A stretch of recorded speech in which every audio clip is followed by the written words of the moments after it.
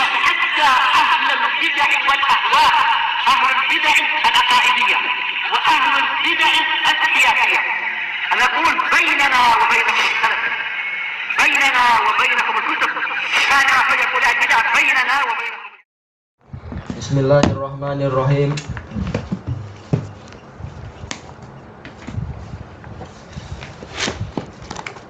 Kita masuk kepada ayat yang berikutnya dari kalam Syekhul Islam Ibnu Taimiyah. Qauluhu, maksudnya adalah wa qauluhu, dan juga firman Allah Ta'ala, wa ma tahmilu min unsa wala tadau illa bi'ilmih. Dan tidak ada, ma-nya itu ada, ma adalah di sini adalah manafiyah. Tidak ada yang dipikul, tidak ada yang dikandung oleh seorang wanita, oleh para wanita, wala tabak, dan tidak ada yang dia lahirkan illa bi ilmih, kecuali dengan ilmu dari Allah. Semuanya adalah dengan pengetahuan Allah. Tidak ada yang di luar pengetahuan Allah, tidak ada yang luput dari pengetahuan Allah. Semua yang dia kandung dan semua yang dia keluarkan itu adalah dengan pengetahuan Allah. Wa qauluhu lita'lamu annallaha ala kulli syai'in qadir, agar kalian mengetahui bahwasanya Allah itu mampu terhadap segala sesuatu, mampu melakukan apa saja yang dia inginkan. Wa annallaha qad ahata bi kulli syai'in ilma, dan bahwasanya Allah telah meliputi segala sesuatu dengan ilmunya. Ini ayat-ayat yang bicara tentang ilmunya Allah. Kita masuk ke dalam syarahnya. Qala Syekh Al-Rasyid rahimahullahu ta'ala, wa ma tahmilu min unsa ma masdariyah, ay annahu subhanahu ya'lamu ma fi ayyi yaumin tahmil wa fi ayyi yaumin tada. Kalau dia ma masdariyah maka terjadi apa? Akan terjadi semacam kesulitan. Kenapa? Karena setelahnya menggunakan illah. Maka yang benar adalah apa? Adalah artinya yang benar ma-nya adalah ma nafiyah. Karena setelahnya adalah illa bi ilmi. Kecuali kalau nanti dibuat wakaf setelah apa? Min ungsanya diwakafkan. Tapi yang ma'ruf qiraah tidak ada wakaf di situ. Dia adalah satu kesatuan. Makanya Syekhul Islam juga apa menjadikan ma tahmilu min unsa ini ini adalah terkait dengan ayat, dengan lafaz setelahnya, bukan lafaz sebelumnya. Terkait dengan wala tadau illa bi ilmi. Maka yang lebih rajih adalah ma di sini kedudukannya sama dengan la, yaitu sebagai apa? Sebagai nafiyah. Tidak ada. Baik. Tapi kita lanjutkan apa yang beliau sebutkan di sini, yaitu Allah Subhanahu mengetahui pada hari apa wanita itu hamil dan pada hari apa wanita itu akan melahirkan. Wa hal huwa zakarun au unsa, dan apakah yang dikandung itu laki-laki ataukah perempuan. Fa fi hadhil ayah, nah beliau tidak membahas itu, kelanjutannya itu tidak dibahas. Sementara lafaz-lafaz selanjutnya ini menjelaskan apa yang diinginkan dari ma ini. Langsung beliau menyelesaikan dan kemudian membahas ayat yang berikutnya. Fa fi hadhil ayah isbatu sifatil ilm kama taqaddam. Maka di dalam ayat ini ada penetapan sifat ilmu sebagaimana yang telah terdahulu pembahasannya.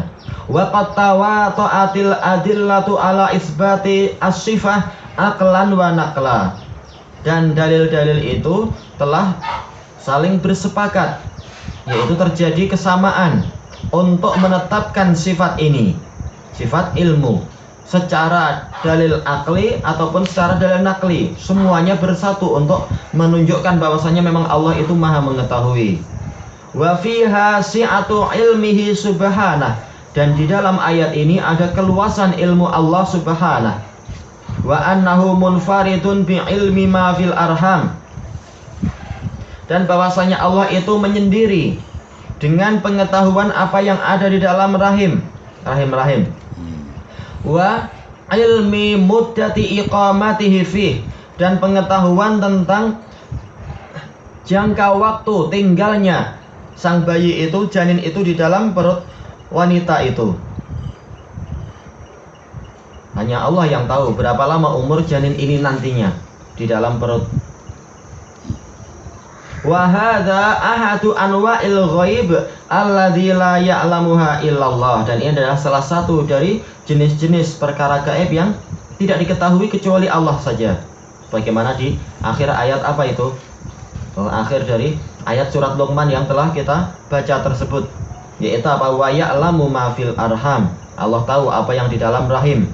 Dan dijelaskan di dalam Sahihain dari Abi Hurairah, Rasulullah mengatakan la ya'lamu ma fil arham illallah.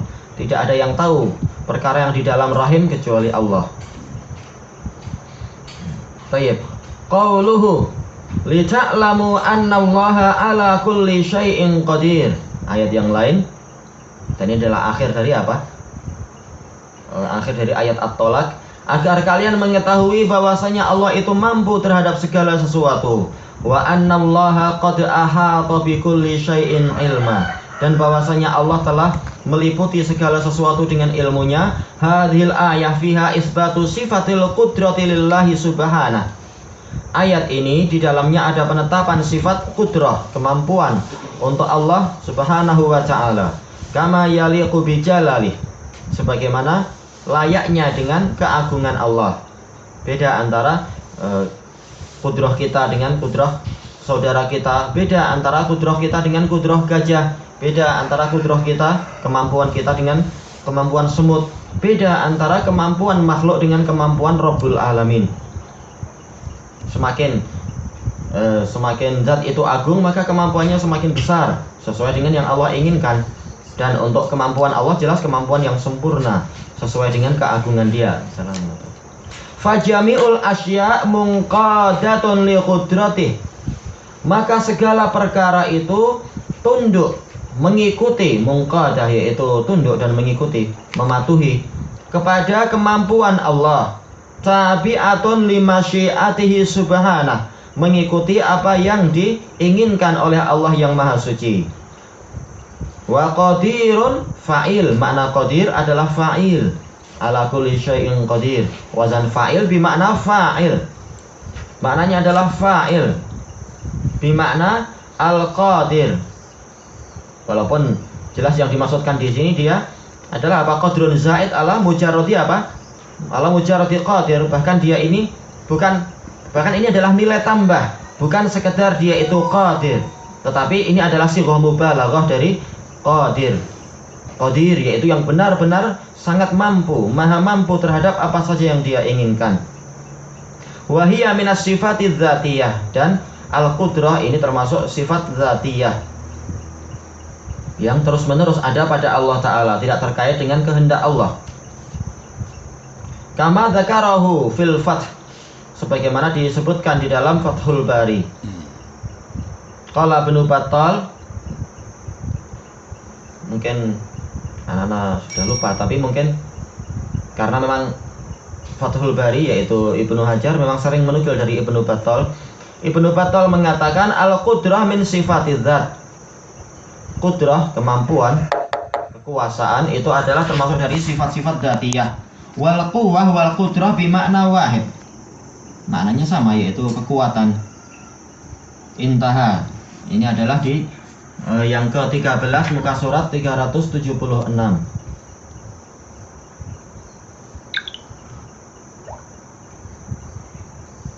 Kalau yang ucapan Qurtubi yang di atas juga apa? Fathul Bari yang pertama 100 yang pertama berapa? 290 ya.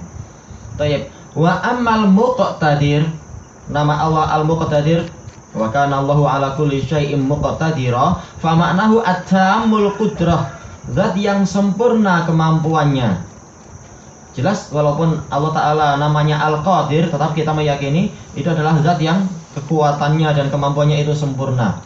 Tapi karena nama Allah ada beberapa, terkadang Allah Ta'ala menamakan dirinya Al-Qadir, terkadang Al-Qadir, terkadang Al-Muqtadir, maka kita yakin bahwasanya walaupun jelas kemampuan Allah itu sempurna, tapi masing-masing nama itu ada apa? Ada nilai tambahnya, sebagaimana yang Allah inginkan sendiri. Maka dari sisi bahasa, Al-Muqtadir artinya adalah yang sempurna kemampuannya. Alladzi la yamtani'u alaihi syai', yang tidak ada sesuatu apapun yang menolak darinya.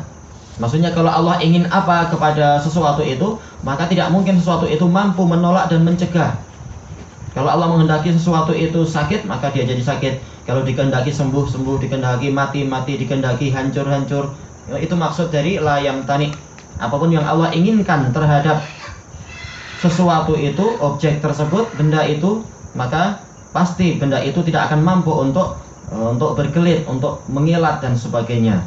Qala Ahmad rahimahullah, al-Imamu Ahmad, al-qudrah qudratullah. Kalau semacam ini orang akan kebingungan. Untuk apa semacam ini? Al-qudrah qudratullah. Tapi yang benar al-qadar qudratullah. Itulah lafaz yang benar sebagaimana disebutkan oleh Syekhul Islam. Ketika beliau ditanya tentang masalah al-qadar, karena banyak syubhat dari orang-orang qadariyah tentang qadar, gimana Allah menetapkan demikian. Syekhul Islam Imam Ahmad menjawab dengan perkataan yang pendek, al-qadar qudratullah. Yang namanya qadar, ketetapan, takdir, ketentuan, itu memang kemampuan dari Allah. Kalau kita yakin Allah mampu segalanya, maka takdir ini kita tidak perlu merasa confused atau merasa ragu. Ini adalah bagian dari qudratullah. Ketetapan yang ada di alam semesta ini bagian dari kemampuan Allah yang sempurna itu. Nah, inilah kalimat yang benar. Al-qadar qudratullah. Kalau pola yang tertulis di sini ini salah cetak, tak marbutahnya harusnya tidak ada. Al-qudrah qudratullah, orang akan merasa untuk apa pula al-qudrah qudratullah, penamaan yang semacam ini. Wastahsana Ibnu Aqil hadza min Ahmad. Ibnu Aqil al-Hambali rahimahullah menilai bagus pendapat ini dari Imam Ahmad, yaitu bahwasanya tidak perlu kita penat-penat membahas panjang lebar masalah qadar bersama orang-orang qadariyah itu, yang orang-orang yang confused itu. Kenyataannya mereka adalah orang yang kebingungan sebenarnya. Kita katakan takdir ini adalah bagian dari kemampuan Allah. Sebagaimana kita yakin Allah itu kemampuannya sempurna, kekuatannya sempurna, maka qadar bagian dari itu. Selesai. Wal ma'na annahu la yamna'u min qudratillahi syai', yaitu tidak ada sesuatu apapun yang mampu mencegah dari kemampuan Allah, dari kekuasaan dan kekuatan Allah. Allah ingin apa, pasti terjadi. Itulah qadar, itulah al-qadha, ketetapan dan ketentuan dari Allah. Semuanya bersumber dari apa? Qudratullah. Wa nufatul qadar qad jahadu kamala qudratillahi subhanah. Ini lebih menunjukkan bahwasanya yang diinginkan nanti bukan qudrah tapi qadar. Al-qadar qudratullah. Sementara orang-orang yang menentang dan meniadakan takdir, mereka itu menentang kesempurnaan qudratillah subhanah. Wa qala ba'dus salaf, sebagian ulama salaf mengatakan nadhiruhum bil ilm. Debatlah mereka dengan ilmu. Mereka itu siapa? Orang-orang qadariyah yang mereka itu tidak mengimani takdir dari Allah. Debat mereka dengan ilmu. Kalian yakin ilmunya Allah? Tidak. Kalau mereka mengatakan, oh kami tidak yakin Allah punya ilmu, langsung mereka hukumnya kafir. Selesai perdebatan. Karena apa? Hatta orang berakal pun akan mengatakan Allah jelas punya ilmu. Bagaimana mungkin dia menciptakan ini semua tanpa ilmu? Maka tidak perlu berdebat panjang lebar. Debat mereka dari sisi ilmu, apakah Allah punya ilmu ataukah tidak. Adapun kalau mereka mengatakan oh iya Allah punya ilmu, maka kita katakan takdir dari Allah ini bagian dari ilmu Allah. Allah menetapkan segala sesuatu sesuai dengan ilmu Dia. Sebagaimana ilmu Dia itu sempurna, maka takdir Allah adalah sempurna. Tidak ada sisi cacatnya sama sekali, dan telah diletakkan segalanya pada tempatnya. Fa in aqarru bihi khusimu. Kalau mereka mengakui bahwasanya Allah punya ilmu, maka mereka telah terkalahkan di dalam perdebatan. Karena takdir itu bagian dari ilmunya Allah. Allah menakdirkan sesuatu sesuai dengan ilmu Dia yang sempurna. Wa in jahadu kafaru. Kalau mereka menentang takdir, kita sudah tahu bahwasanya mereka adalah orang kafir. Selesai pembahasan dan hukumnya jelas. Bahkan orang awam pun akan mengkafirkan orang yang meyakini Allah tidak punya ilmu. Maka orang-orang tadi akan terbantahkan langsung. Ucapan ini dinukilkan dari Imam Asy-Syafi'i rahimahullah, sebagaimana di Majmu' Fatawa Syekhul Islam juga. Tapi ana lupa membahas ini di sumbernya di bagian yang mana. Insya Allah kita cari nanti tentang penukilan-penukilan ini.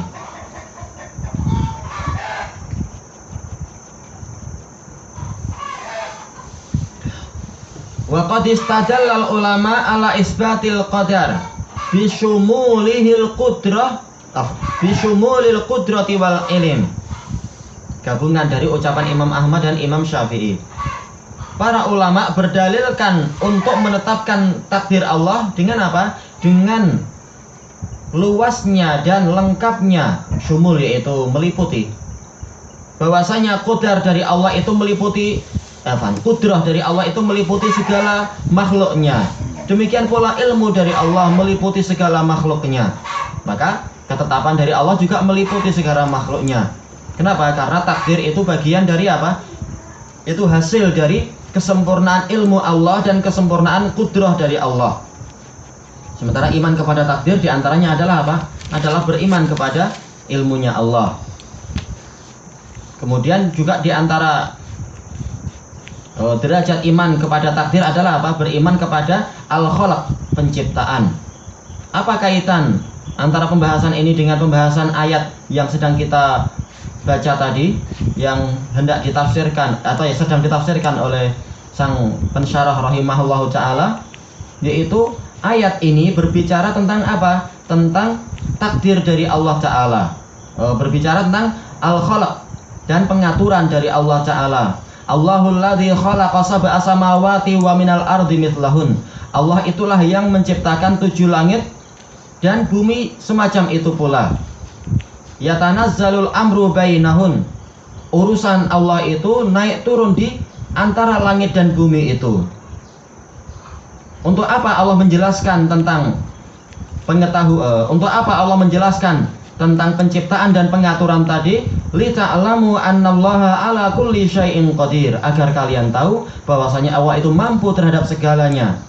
Ini menunjukkan bahwasanya pengaturan dan penciptaan itu sumbernya adalah dari apa? Dari kudrahnya Allah. Wa annallaha qad ahata bi kulli syai'in ilma, dan bahwasanya Allah telah meliputi segala sesuatu dengan ilmunya. Ini menunjukkan juga bahwasanya penciptaan dan pengaturan itu sumbernya adalah dari ilmunya Allah.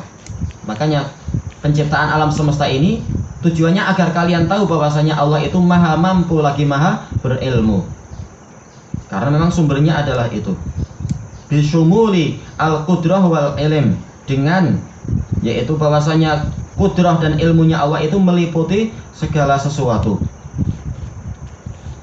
Fa qauluhu subhanahu wa huwa ala kulli syai'in qadir, firman Allah subhanahu bahwasanya Allah itu mampu terhadap segala sesuatu. Amun yatanawalu kulla syai', dia itu umum mencakup segala sesuatu. Fayadkhulu fihi af'alu al-ibad, maka masuk di dalamnya adalah perbuatan-perbuatan para hamba. Semuanya adalah bagian dari apa? Dari kudrahnya Allah, menjadikan hamba mampu melakukan ini, mampu melakukan itu.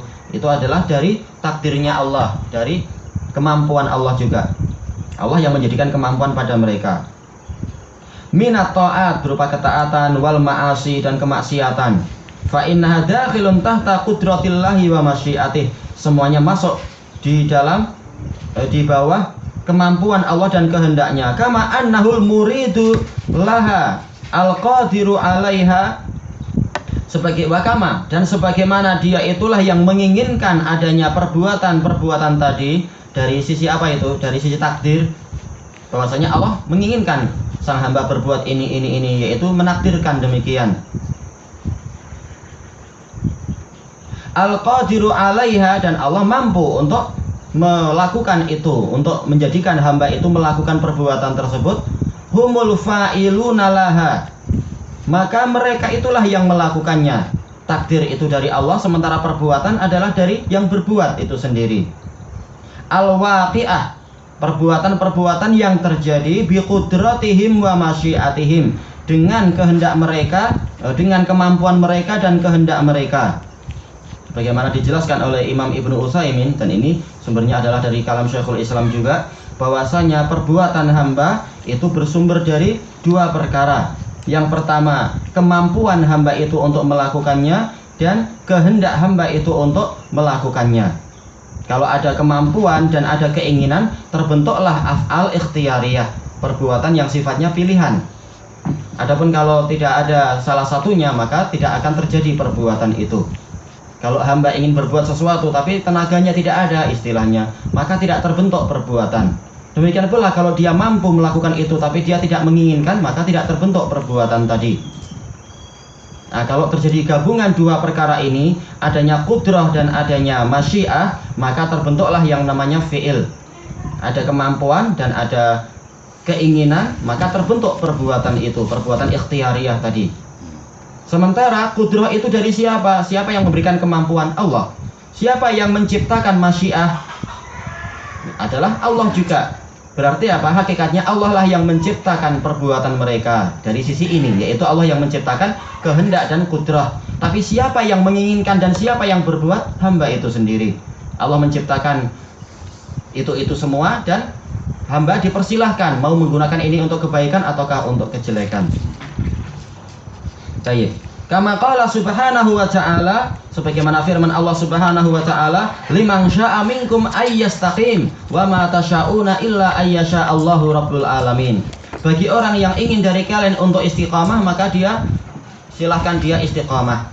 Dan tidaklah kalian itu menginginkan kecuali sesuai dengan apa yang diinginkan oleh Allah rabbul alamin, yaitu apapun keinginan yang dilakukan oleh seorang hamba, kalau Allah menyetujui, maka keinginan itu akan terwujud. Tapi kalau Allah tidak menyetujui, maka hamba akan gagal mewujudkan apa yang dia inginkan tadi. Bukan berarti hamba itu betul-betul dikendalikan. Kalau dia sholat, itu adalah sebenarnya yang sholat adalah Allah. Kalau dia mencuri, yang mencuri adalah Allah. Na'udzubillah. Sebagaimana ucapan orang-orang sufiyah, mengatakan tidak ada perbuatan di alam semesta ini, yang berbuat adalah Allah. Maka mereka mengatakan kalimat tadi.